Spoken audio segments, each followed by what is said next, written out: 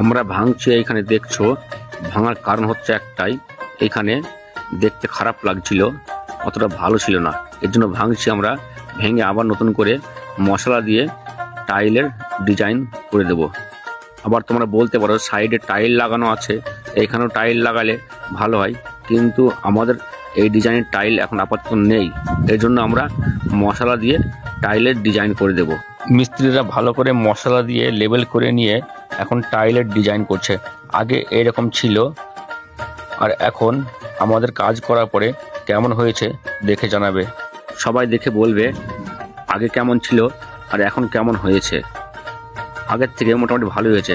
আমরা আবার একটা অন্য লোকেশনে কাজে এসেছি, এইখানে কোম্পানির লোকে কাজ করেছিল, কোম্পানির লোকে এইখান দিয়ে কারেন্টের তার ঢেলেছিল, ঢালার পরে ওরা এখানে ঠিক না করেই চলে গিয়েছে।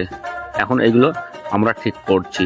কোম্পানির লোক মাটি দিয়ে এটা সমান করে দিয়েছিল, আমরা আবার মাটিগুলো তুলে ফেলে লেবেল করে নিচ্ছি। লেবেল করার পরে ইন্টারলক বসাচ্ছি। ইন্টারলক বসানো হয়ে গেলে আবার উপরে মাটি ছড়িয়ে দেব। মাটি ছড়ানোর পরে ব্রাশ মেরে সাফ করে দিয়েছি। এখন কেমন লাগছে দেখে জানাবে সবাই। আর আমাদের ভিডিওগুলো যদি ভালো লাগে লাইক কমেন্ট শেয়ার করবে, ফলো দিয়ে পাশে থাকবে।